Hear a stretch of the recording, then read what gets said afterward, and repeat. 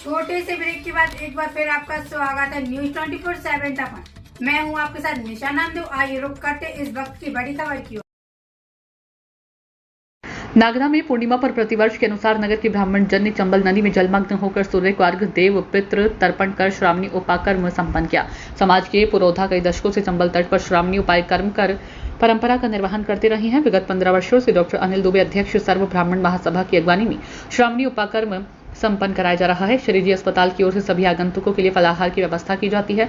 आदित्य युवा कर्मकांड विद आचार्य पंडित अजय पंड्या एवं दीपक पंड्या के मार्गदर्शन में सभी विप्रजनों ने अनुष्ठान संपन्न किया। देव एवं पितरों को प्रसन्न करने के लिए तर्पण कर जलांजलि दी और अपने द्वारा दाने अनजाने में हुए दोषों से प्रायश्चित की प्रार्थना की। देव तर्पण पितृ तर्पण करके मनुष्य अपने पितरों को प्रसन्न कर उन्हें मोक्ष का मार्ग प्रशस्त करते हैं, जिससे मानव मात्र के परिवार में मांगलिक अवसर उत्पन्न होते हैं। रक्षाबंधन पर श्रावणी उपक्रम कर यज्ञ पवित्र बदले जाते हैं, जिससे ब्राह्मण एवं जन एवं सनातनी यज्ञ पवित्र धारण कर रक्षाबंधन का श्री गणेश करते हैं। माता अरुंधति एवं गणेश का पूजन किया। सर्वे भवन्तु सुखनी की कामना से सूक्ष्म हवन के साथ धार्मिक उपक्रम संपन्न किया। श्रावणी उपक्रम के साथ ही रक्षाबंधन का पर्व प्रारंभ होता है।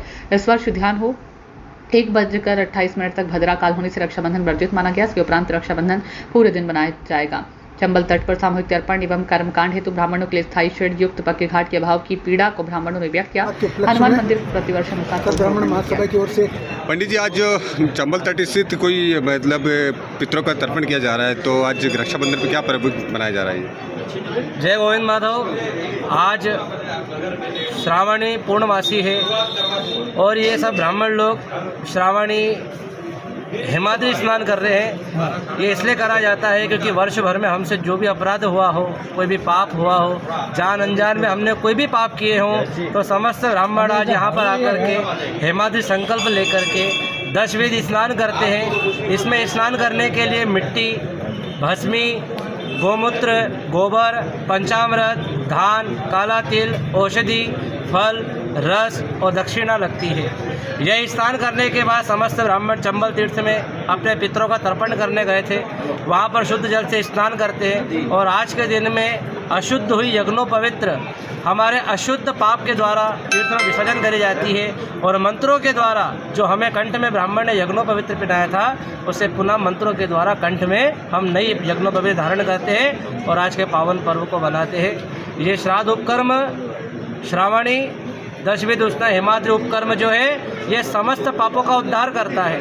इसलिए ब्राह्मण और अन्य वर्ण सभी को यह हिमाद्री स्नान आज के पावन दिन करना चाहिए। जय श्री कृष्णा, जय गोविंद माता। तो जिस प्रकार से पंडित जी अमावस्या के दिन जो तर्पण होता है, जो पितृ अमावस्या होती है, और अब ये जो आज अमावस्या है, तो इसमें क्या अंतर रहता है? आज की तिथि को पूर्णमासी बोलते हैं, ये पूनम है, और वह अमावस्या जो है पितरों की अमावस्या होती है कि बहुत सारे ऐसे लोग हैं जिनको अपने पितरों के नाम नहीं पता है। माता पिता के जाने के बाद पूर्वज पितरों की ना तो उन्हें तिथि याद रहती है, ना उन्हें नाम याद रहते हैं। तो अमुक नाम से और अमुक गोत्र का स्मरण करके सर्वपित्र मोक्ष अमावस्या पे उन सभी का तर्पण कराते हैं और तर्पण के साथ अगर कोई पिंडदान करना चाहता है पिंडदान भी कराते हैं। और तीर्थों में कहते हैं कि नाना पितृगण आपके अपने जिनका आपको याद है, अगर वे तीर्थ में गए हैं तो ऐसे पितृ जिनकी जानकारी आपको नहीं है, आज की तिथि में उन्हें भी अपने परम धाम पहुँचाएं। इसका यह महत्व होता है। इस प्रकार से आज चंबल तट स्थित जो पितृ तर्पण किया गया, उसको लेकर क्या विशेषता है? विशेषता यह है कि चंबल तट पर नागदा नगर में हमारे सर्व ब्राह्मण महासभा के अध्यक्ष श्री डॉक्टर अनिल जी दुबे साहब की प्रेरणा से यह कार्यक्रम प्रारंभ हुआ है। विगत 18 वर्ष से लगातार इसी चंबल तट पर इसी प्रकार से नगर के सभी ब्राह्मण लोग इकट्ठा होते हैं और आज के इस आयोजन में अपने पितरों की चुमत्तर पीढ़ी को तर्पण करके यह आयोजन किया जाता है। यहाँ की व्यवस्था डॉक्टर अनिल जी दुबे साहब के द्वारा की जाती है और उन्हीं के सानिध्य में आज यह कार्यक्रम संपन्न होता है। हमारे जो डॉक्टर दीपक जी पंड्या और इनके भाई दोनों मिलकर यह आयोजन आचार्य के पद पर रहकर कार्य संपन्न करते हैं। बहुत बहुत धन्यवाद। हमें दी जाती है, गुरु के द्वारा दी जाती है और एक सिद्धांतिक रूप से दी जाती है कि भाई गुरु भिक्षा पहले मांगी जाती है।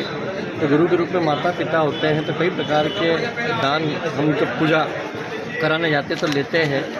उन दानों में कई प्रकार का प्राशन हमसे भी हो जाता है कि कई प्रकार की अशुद्धियाँ रहती है, उसको शुद्ध करने के लिए साल भर में हम ये तर्पण श्राद्ध विधि हम करते हैं, जिससे ये रहे कि वर्ष भर हम सबका मांगलिक कार्य करा सकें। जैसा कि आपको विधि थी, हर साल कम से कम 15-20 साल से अपन मेरे सामने तो है, पहले से भी करते होंगे लोग। 18 साल हो गए, उसके पहले से भी यहाँ करते होंगे लोग। जो सामूहिक अपन छावनी करते हैं, छावनी पुरानी जनों बदलते हैं, सब मिलकर करते हैं। और पूरा इसकी धार्मिक गतिविधि से, पूरा वैदिक विधान से जो हमारे पंडित करवाते हैं, तो जो उसका जो बदलते हैं उसका एक बहुत महत्व है।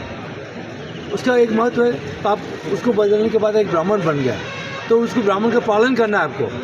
जो ब्राह्मण मतलब एक सीधा साधा व्यक्ति, एक धर्म का पालन करता है, अपने आचरण का पालन करता है।